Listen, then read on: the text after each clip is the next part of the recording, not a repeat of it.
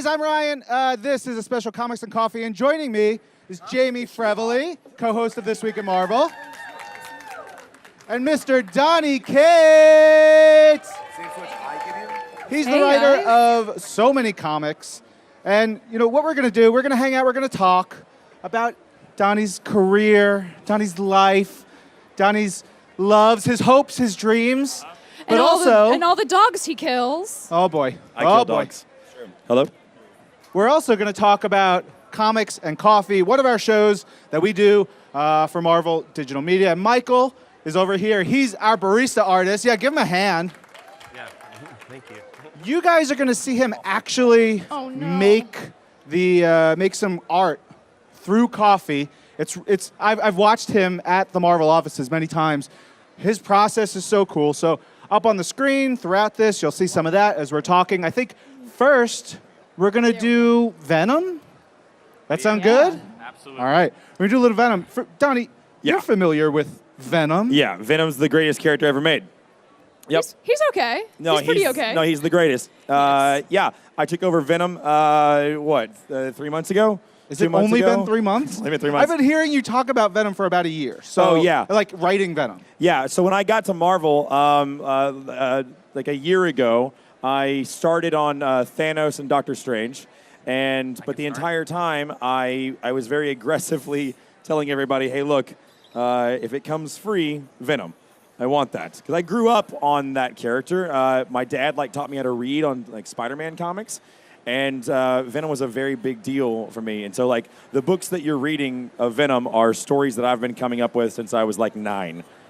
That's been simmering for a while. A long time. I do want to remind you guys that we are going to be doing some cool art that Michael's doing here. And we are joined by the Gecko because this is brought to us by Geico. Give it up for the Gecko, our friend here.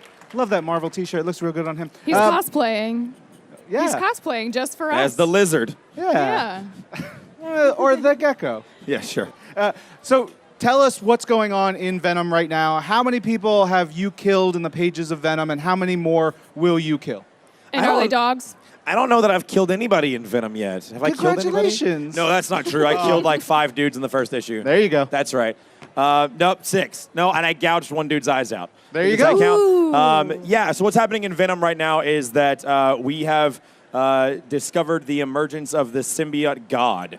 In the first issue, this Eddie's symbiote has started acting really weird and speaking in a different language.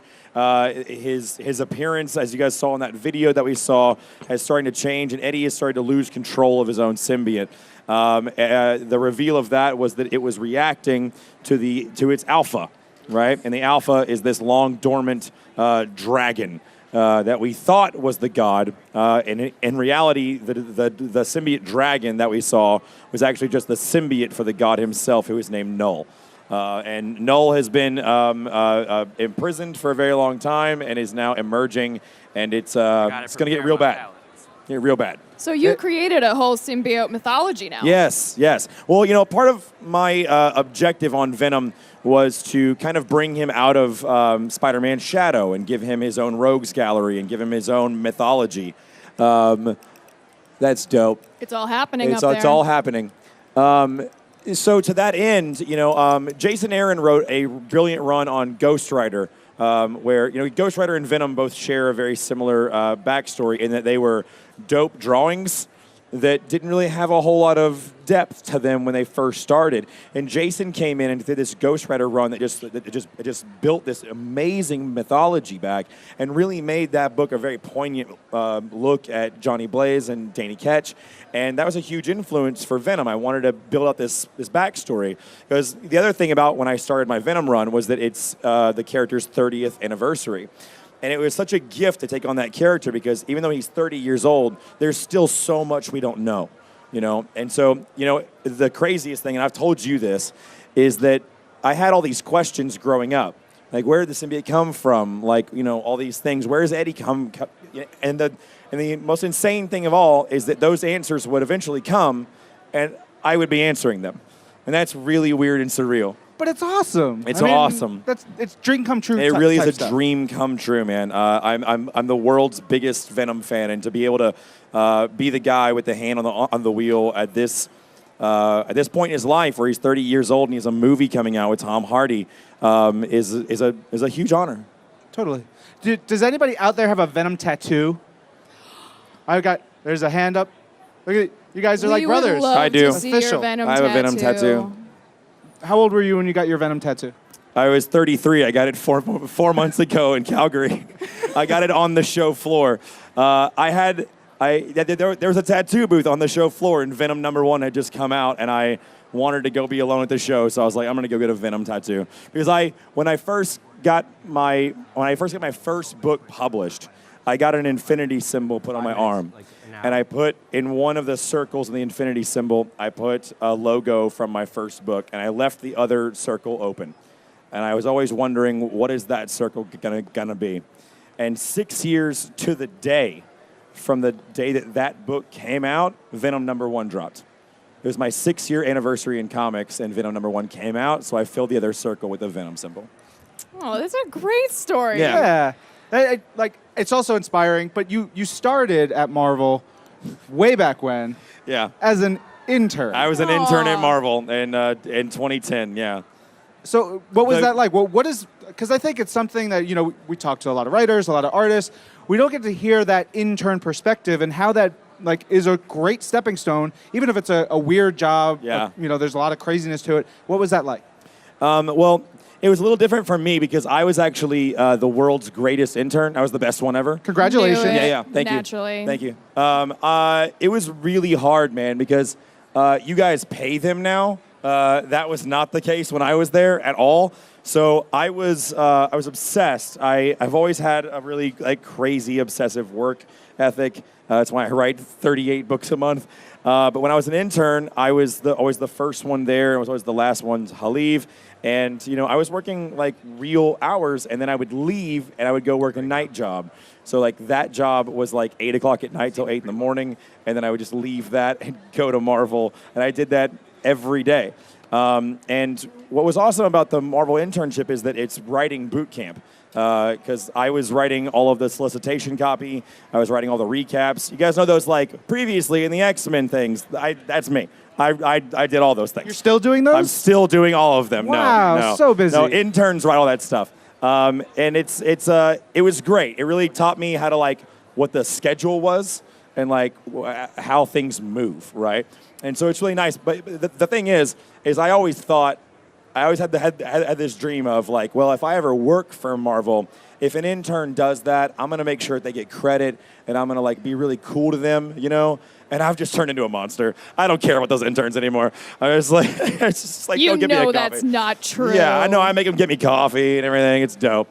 But so you could kind of say that being an intern at Marvel is so in depth that it can become a sort of symbiotic relationship. I gotta go. I gotta go now. What? Jamie, we were talking just now about coffee and Donny, Yeah. needing the interns to get coffee. You want to take a look over there? Let's do I would it. love Yeah, to. absolutely. Let's do this. Go. Let's see what's going on over here.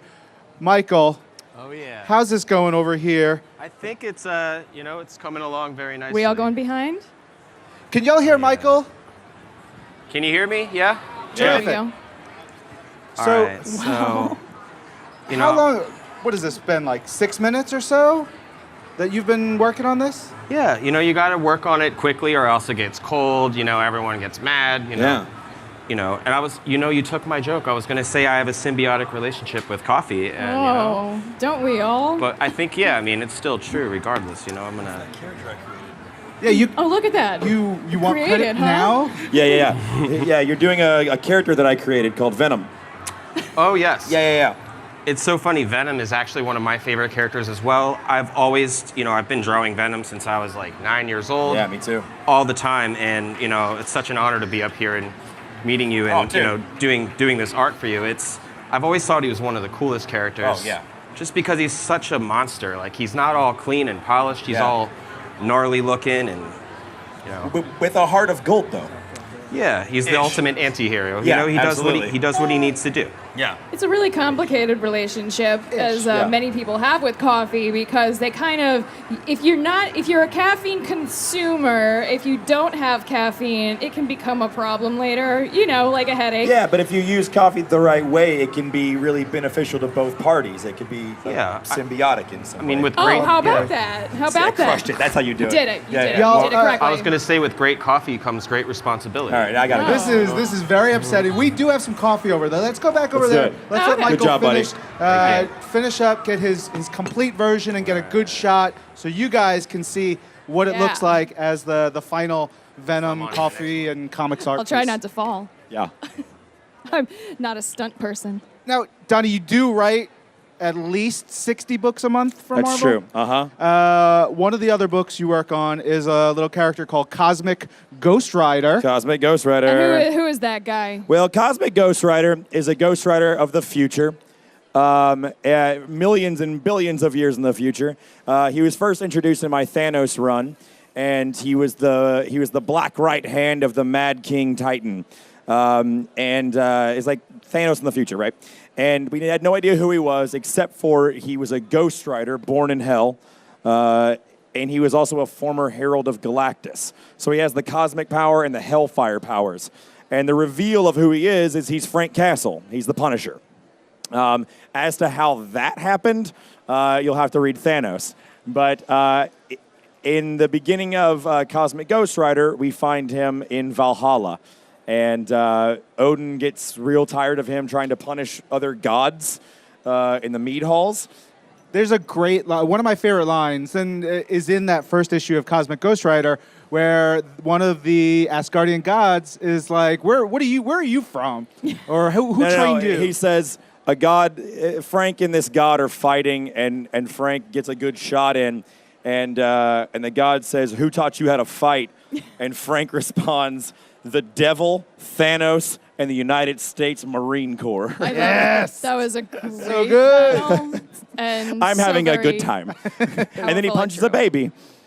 All right. Let's be clear. Yeah. Let's be clear. Let's be clear, it's a baby Thanos. Baby Thanos, right. Yeah, I should say that. Who Yeah. among us would not punch Thanos in any stage of his life? Well, that's the thing. So the premise of Cosmic Ghost Rider, for those of you who have not read it, is that that Frank Castle from the future has been given a chance to redeem himself, to go back in time, to go to any place in space and time and make a change, to find peace in himself, to find redemption.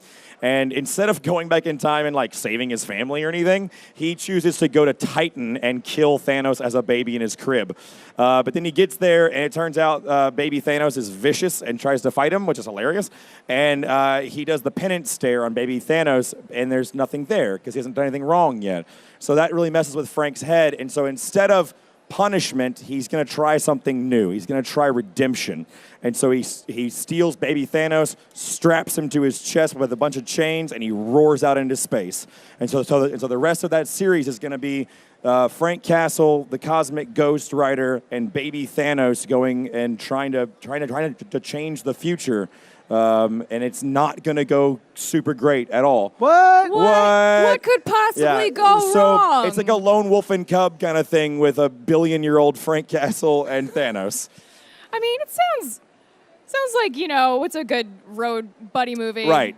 It's just Dutch? that simple. It's like the movie Dutch. It's like Dutch. Yeah. That's why I was Except going to say that. Is that It the Ed O'Neill movie? Ed Yeah, the Ed O'Neill O'Neill and movie. a young Ethan Embry, and it's Thanksgiving, and that's exactly like this, like Frank, millions-year-old flaming skull. Frank Castle. And I should baby add Thanos. that at a certain point, there's a character that shows up that is a combination. Well, it's an alternate reality character that I'm really excited about. It's Howard the Duck with the gem of Sidorak, which makes him Juggernaut, and so he's Juggerduck.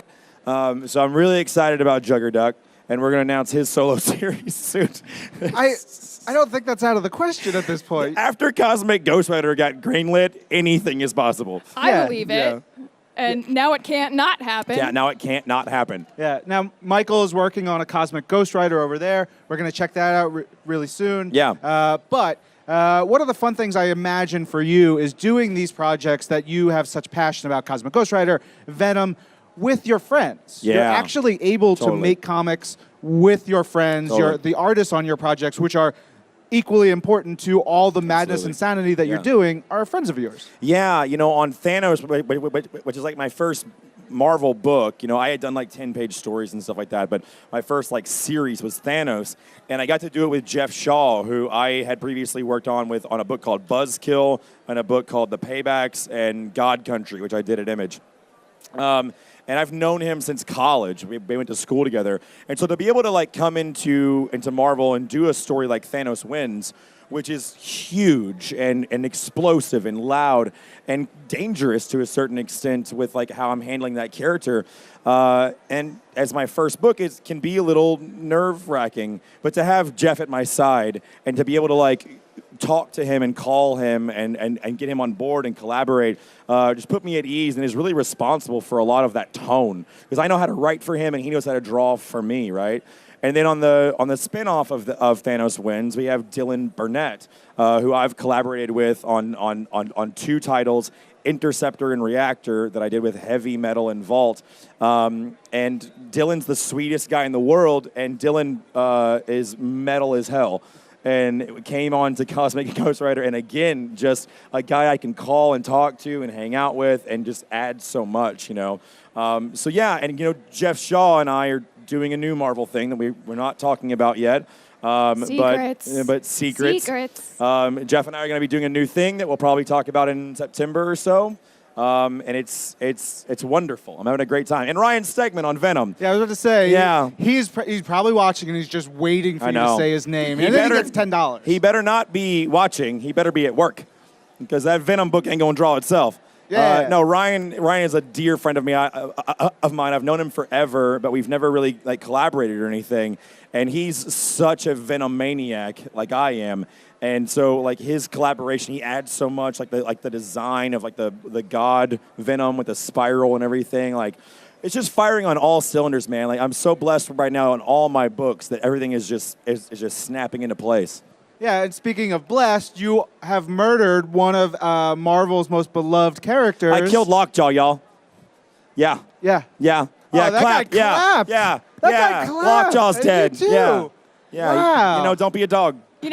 I remember reading, I follow you on Twitter. Yeah. You want to just throw out your Twitter handle in case? At Don Cates, if you want to yell at me about killing dogs. So yeah, I was following at Don Cates and remember you tweeting that you were in a coffee shop writing Death of the Inhumans and crying. Yeah. And I was, it's called Death of the Inhumans. Yeah, so it's not a cute title. was not expecting a birthday party. No. Was not that happy at the ending. But you know what? Comics have stakes. Sometimes you have to kind of wallow around in misery. And like life. you got to push these characters, man. You got to be mean to them.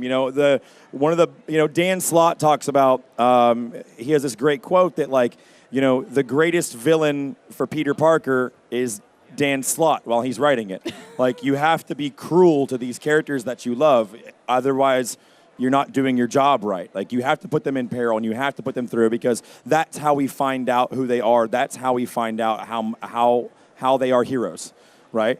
And for the Inhumans, for so long, the books have been very austere and politics, and these are Game of Thrones things, these like big stories. And I think you were in the room when I pitched my story. I said, I want to do something really simple. I want to do machine guns and monster trucks, and I want to blow the doors off, and I want to do John Wick in space. And everyone kind of paused while they thought of what John Wick in space would mean for the Inhumans. And as people realized that meant I was going to kill Lockjaw, the whole room started screaming at me. And I knew it was going to happen, and I was prepared for it. And I was like, look, my marching orders were get people talking about the Inhumans. It worked. There's only one way to do that, and it's kill that dog. And really, it's a little bit deeper than that, because if you were going to attack the royal family and you were going to try and dismantle them, well, just strategically, you got to get rid of the teleporting dog. That First and foremost, it keeps everybody in one place. Yeah, you got to get rid of the teleporting dog, and then the guy with a nuclear bomb for a voice next. And then, like, you get rid of those, and you're fine. Like, you got the hair girl and everything else, fine. No big deal. What? Hold on. Michael has been working on Whoa. Cosmic Ghost Rider over there. That's awesome. Should we go over there? Yeah, let's check it out. Take a look over there. Let's check it out. Yeah. I got to get off the topic of your horribleness with. And I know her name is Medusa. Okay, good. All right, Michael, what do you got? What do you got? I have here a Cosmic Ghost Rider. That's awesome. Oh, yeah. I never thought that a character that I created would be Coffee. It's quite an honor. Yeah, thank you. I mean, this is another character I've always loved drawing. I mean, it's a skull on fire. What's not to love, Right. you know? Well, that's what I was saying, is like Venom and Ghost Rider both are just inherently, like, they're cool on the sides of Vans, Yeah. right? And so, you already have a value of it built in, you know, and they used to go in there and Man. make dope stories. It isn't his whole story in the beginning. I love this story how I used to have one of these like Marvel X-Men cards, and they were talking about how he touched like a mystical gas cap, and that's how he got his powers. And I was Danny like, that's Ketch. like Danny Ketch. yeah. Danny Ketch. Yeah. It was like Sounds that's such legit. a weird story, but you know, it's cool. Yeah. Yeah, that happens to everyone. It's just part of puberty. That's going to happen. You touch the Yeah. mystical gas cap. Your body and goes through changes. 100%. Start Wow. seeing girls, yeah. Boy puberty is different than girl puberty. Yeah. Oh, yeah, it's a mess. It's a mess. There's like I can demons involved and only fire. You sit on imagine. fire. It's dope. Wow. Yeah. I mean, this is how I feel if I don't have coffee. So Yeah. that seems pretty accurate. Michael, what is actually in all of this? Because it's not coffee we drink, like Right. we would just regularly drink, probably. Oh no, so for this kind of stuff, I'm just using like milk, food coloring, everything I use is edible. So it's like, I can just go to a bakery store or whatever, and it's sort of like my art supplies store. I always find inspiration to, you know, make different things happen. There's something inherently kind of beautiful about art that's going to be destroyed. Right? Yeah, oh, like an ice sculpture, right? Definitely. I mean, I think that's what makes it special. You savor the moment as it happens. right. It's part of the story. Totally. That's very keeping in the spirit of chaos, which is the only thing I worship. Because, Sure. yeah. Wow. This is getting heavy. Let's Whoa. summon a demon, bro. You killed a dog, bro. Yeah, I kill dogs. That's true. But yeah, so this is all edible, and what are you using to actually create this? They look like toothpicks, but I don't want to Oh minimize yeah, it I like just use that. these little bamboo skewers. They kind of are. Like sometimes I'll do events and people will take them because they think they go on the meatballs, but no, I'm doing the art with them. That's awesome. But they man. look like they came from meatballs that were eaten, so my goodness, are they taking used I eat a lot of skewers? meatballs, I guess. I don't know. Love a good meatball. Nothing Now, wrong with that. I'm going to need a little help from the crowd and from the gecko. So, the crowd, I want to know which of these you like more, Venom or Cosmic Ghost Rider. And then I need you, Gecko, to be the judge. You let us know which one gets the crazier response. All right, so who likes Venom more? It's pretty good, pretty good. Who likes Cosmic Ghost Rider more? You voted twice, Donny. I like both of them. I created both characters, so like. Yeah, he's kind of entitled to a vote on each. All right, Gecko. Venom or Cosmic Ghost Rider? Oh, Venom. He's saying Venom. He's saying Venom. Yeah. Like Venom. All right. I would agree. I mean, I like I think Venom. so. It's dope, buddy. Thank you. You won. These are very cool. I won. We won. You know? Yeah, we all I won. Yeah. Everybody's won. Michael, how many of these have you done for Marvel? I've been working with Marvel for the last 2 years, maybe 3 years, and I don't know, probably like maybe 100 or something even. Wow. I mean, and I love working with them because I always have to get to a new level. Like I get so many cool challenges, and we figure things out all the time, and it's such a cool way to get into it. That's a lot of how I got into using colors, was doing stuff with Marvel. So. Are there any colors that you can't do in coffee or that are particularly difficult? Not really. Okay, that's Absolutely good to know. not. I can figure it out. Do you have any somehow. green? Yes. All right, now you're I- just going to be What do you- custom- you were a asking for special custom. request? Can I add a green slime to his tongue? Oh Can yeah. I Do try it. my hands do at it? it? Okay. Please do. As Donny yeah. gets into a Yeah. new field, Yeah. because he's Here, not let me get busy you. enough, Let Yeah. me get you some foam. I ready. want to try it. we're going to say thank you to everybody who hung out with us here, you, guys. who watched this. Thank you to Michael for not only creating this, but also letting Donny potentially destroy these one-of-a-kind Oh, yeah. pieces of art. It's apt, right? Because I'm going to potentially destroy Venom as well. Oh, No. good. That sounds like a great teaser for what Donny's got in store. This is more of a Donny, thank you. I love you. You're Thank the you. best. I love you. Oh, you guys are cute. Jamie, thank you. Thank this you. has been super cool, super fun. All right, we're gonna finish up, Donny. I'll hold the mic while you sure. you get ready and you tell us Yeah. what you're gonna do here. Oh, I'm here. I'm going to add some green slime to Venom because my Venom is Eric Larson's Venom. Ooh. right? And like Love- a Ron Limb too, right? With the tongue and the slime. All right. So Here you good. go. Is this a good slime color that for you? green. Okay, cool. That's a good one. Thank you, I wanna see everybody. this. Gecko green. Thank you. This has been Comic-Con. You are the best. Thank you, Comic-Con.